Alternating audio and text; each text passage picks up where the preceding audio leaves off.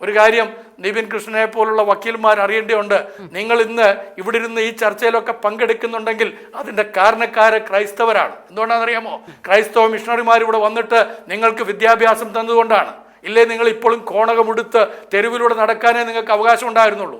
ഇവിടെ നിങ്ങൾക്കറിയാം 1934 ശിവരാമൻ എന്ന് പറയുന്ന നാട്ടിലൊരു ചെറുപ്പക്കാരൻ ഇവിടെ നമ്മുടെ ഒറ്റപ്പാലം എന്ന് പറയുന്ന സ്ഥലത്ത് ഉപ്പെന്ന് പോയി ഉച്ചരിച്ചത് കൊണ്ട് അവനെ തല്ലിക്കൊന്ന ഒരു സംഭവം ഇവിടെ നടന്നിട്ടുണ്ട്. 34 അധികകാലമായില്ല, ഒരു നൂറ്റാണ്ട് പോലും ആയിട്ടില്ല നിവിനെ.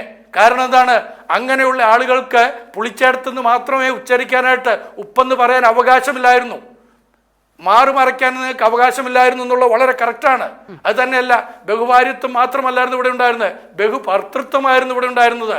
പത്തപ്പൻ്റെ മക്കളെന്നാണ് ഇവിടെ പലരെയും വിളിച്ചുകൊണ്ടിരുന്നത്.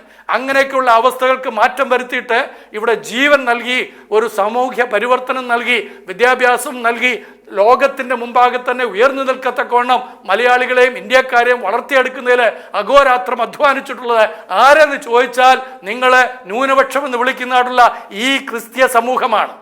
നമുക്ക് എടുത്തു നോക്കാം. നിങ്ങളൊരു 20 കോളേജുകൾ എടുക്കും, ഇന്ത്യയുടെ 20 കോളേജുകൾ നിങ്ങൾ എടുത്തിട്ട് പറ ഏത് കോളേജുകളാണ് ഉന്നതിയിൽ നിൽക്കുന്നതെന്ന്. എന്തുകൊണ്ടാണ്? സമർപ്പിതരായിട്ടുള്ള സന്യസ്തരായിട്ടുള്ള അച്ഛന്മാരും സിസ്റ്റേഴ്സും ഞങ്ങൾക്കുള്ളത് കൊണ്ടാണ്.